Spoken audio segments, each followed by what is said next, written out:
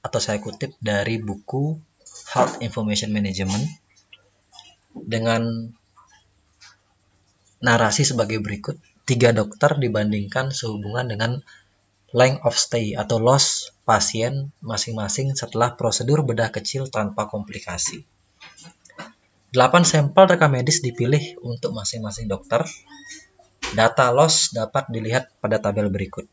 Nah, jadi dokter ada 3 yang disimbolkan dengan huruf A, B, C. Kemudian 8 pasien dievaluasi length of stay-nya atau lama menginapnya. Nah, di sini sebelum kita masuk dalam pengolahan, tentu dalam pengujian hipotesis, langkah awal yang dilakukan adalah merumuskan hipotesis. H0-nya atau HO tidak terdapat perbedaan length of stay pasien untuk ketiga dokter. H1 atau HA-nya terdapat perbedaan length of stay pasien untuk ketiga dokter. Tingkat kesalahan alfa yang diambil sebesar 5% atau 0,05. Kemudian jumlah sampel yang kita ambil sebanyak 8 tiap kelompok. Dan untuk alat uji yang digunakan adalah ANOVA.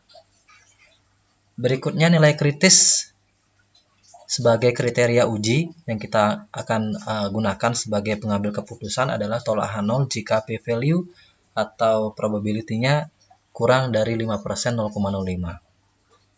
Nah, pengujian untuk ANOVA dapat kita lakukan dalam tahapan berikut. Yang pertama, tentu kita membuat struktur data yang dapat dievaluasi atau diolah oleh SPSS. Jadi, ini kita copy terlebih dahulu.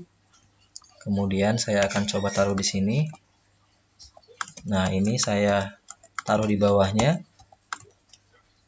Oke. Sehingga dia dalam satu kolom yang sama. Nah, ini 1, ini sebanyak 8. Jadi ini dokter A. 3, 4, 5, 6, 7, 8. 2, 8, 3.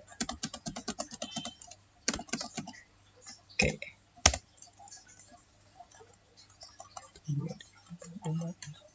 Ya, oke, sip. Nah, di sini kita copy semuanya. Lalu kita bawa ke SPSS. Kemudian kita taruh di sini. Kita edit dulu variable view di name. Di variable 1 ada length of stay atau loss. Kemudian di sini ada dokter. Kita berikan 1 untuk A, 2 untuk B, 3 untuk C. Oke. Kalau kita balik ke data view, maka nilainya atau ini akan berubah A, B, dan C. Caranya adalah analyze, lalu compare means, one way ANOVA, kemudian masukkan ke dependent list untuk lost, dokter untuk defaktor. Post hoc sekaligus kita akan lihat dankan saja, yang paling mudah kita lihat nanti. Continue. Kemudian kita bisa tambahkan deskriptif di sini dan sekaligus juga untuk menguji homogeneity variance. Continue. Oke. Maka hasilnya akan terlihat seperti ini. Oke. Dari sini akan terlihat bahwa ternyata nilai untuk uji F, nilai F ini sebesar 0,021, di mana nilai ini lebih kecil dari 0,05.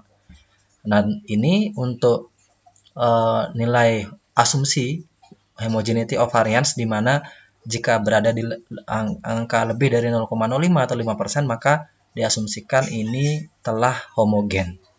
Nah, dari sini dapat kita lihat atau dapat kita simpulkan bahwa nilai ini menandakan bahwa adanya perbedaan yang signifikan length of stay antar dokter. Nah, kalau kita lihat mana yang signifikan, tentu pasangan-pasangan perlakuannya seperti ini pada Duncan test. Di post hoc test, ternyata untuk B dan C ini memiliki nilai length of stay yang sama, yang mirip. Kemudian berbeda halnya dengan length of stay pada pasien yang diperiksa oleh dokter A, di mana nilai A ini lebih tinggi dibandingkan dengan B dan C, sehingga ini lebih signifikan antara perbedaannya pada A dan B dan A dan C. Ya.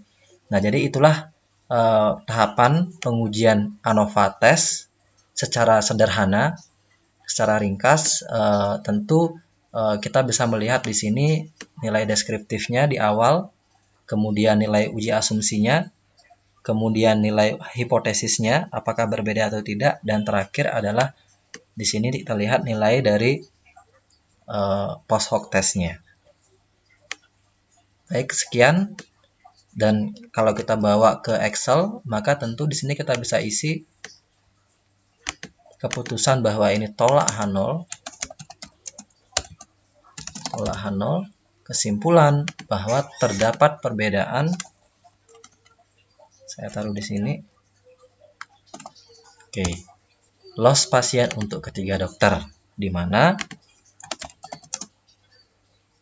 dokter A berbeda nyata dengan dokter B dan dokter C. Apanya yang berbeda? Loss-nya ya. Loss pasien. Dokter A berbeda nyata dengan dokter B dan dokter C. Baik, sekian untuk ANOVA test yang terkait dengan one way faktor. Terima kasih, selamat menyimak.